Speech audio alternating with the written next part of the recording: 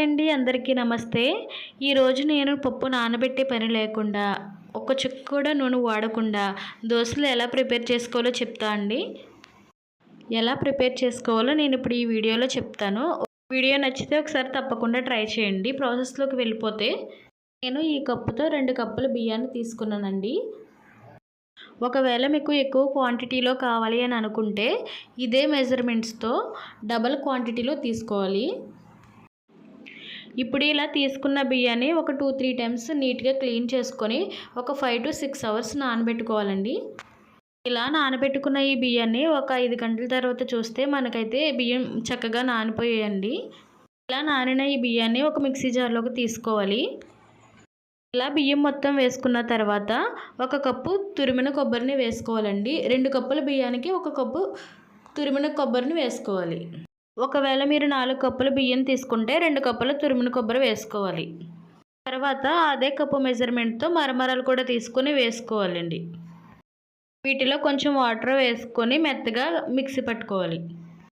ఇలా మిక్సీ పట్టుకున్న ఈ పిండిని ఒక 12 గంటలు అలా రెస్ట్ ఇచ్చి వదిలేసేయాలండి.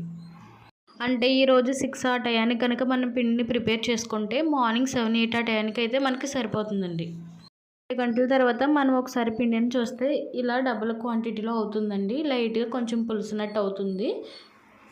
ఇలా అయితే మనకి దోశలకు కరెక్ట్ కన్సిస్టెన్సీ వచ్చినట్టండి. ఇప్పుడు ఈ పిండిలోకి కొంచెం సాల్ట్ వేసుకోవాలి. అలాగే కొంచెం వాటర్ కూడా వేసుకొని ఇలా దోశ పిండిలాగా కలుపుకోవాలి.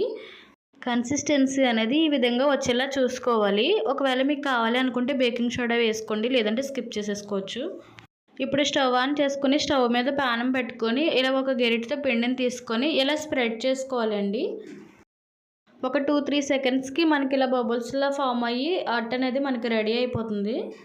ఇక మళ్ళీ మనం సపరేట్గా ఆయిల్ వేసుకొని కాల్చుకోవాల్సిన అవసరం ఉండదండి. దీనిలో మనం కొబ్బరి వేసాం కాబట్టి ఈజీగానే మనకి అట్ట అనేది మనం తిరిగేసేసుకోవచ్చండి. అంతే అండి, దోశ అనేది ప్రిపేర్ అయిపోయింది. వేడివేడిగా హాట్ బాక్స్లోకి తీసుకొని వేడివేడిగానే మనం తింటే దీని టేస్ట్ అనేది బాగుంటుందండి. అలాగే ఇదే పిండితో మనం ఎగ్ దోశ కూడా వేసుకోవచ్చు. ముందులాగానే పెనం మీద పిండి వేసుకొని చుట్టూ స్ప్రెడ్ చేసుకోవాలి. ఇలా దోశలా స్ప్రెడ్ అయిన తర్వాత దీనిలోకి ఒక ఎగ్ తీసుకొని పగలగొట్టుకోవాలి. దీనిలోకి కొంచెం పసుపు, కొంచెం సాల్ట్, కొంచెం కారం వేసుకొని స్ప్రెడ్ చేసుకోవాలి. ఈ ఎగ్ని దోశ మొత్తంపై ఈవెన్గా స్ప్రెడ్ చేసుకోవాలండి. వేసాం కదండి, కొంచెం ఎగ్ స్మెల్ అనేది రాకుండా ఉండడం కోసం ఈ ఎగ్ పైన కొంచెం ఆయిల్ వేసుకోండి, సరిపోతుంది. ఇలా ఆయిల్ వేసుకోవడం వల్ల ఈ ఎగ్ అనేది బాగా ఫ్రై అవుతుందండి. అండి దోశ అనేది ప్యాన్ నుంచి చాలా ఈజీగా సెపరేట్ అవుతుంది. ఇంకో సైడ్ కూడా టర్న్ చేసుకొని మనం కాల్చుకోవాలి. అంతే అండి, వేడివేడి ఎగ్ దోశ మనకి రెడీ అయిపోయింది. ఇలా అన్ని దోశలు కూడా మనం ప్రిపేర్ చేసుకొని పక్కన పెట్టుకోవాలి. చూడండి, దోశలు అనేవి చాలా మెత్తగా మనకు వచ్చాయి. మనకు నచ్చిన చట్నీతో సర్వ్ చేసుకొని టేస్ట్ చేయడమే. మార్నింగ్ టైం ఆయిల్ ఫుడ్తో తినకూడదు అని అనుకునే వాళ్ళు ఇలా ట్రై చేయండి. బ్రేక్ఫాస్ట్ అనేది మనం కొబ్బరితో ప్రిపేర్ చేసుకున్నాం కాబట్టి మన హెల్త్కి కూడా కొబ్బరి వల్ల చాలా బెనిఫిట్స్ ఉంటాయండి.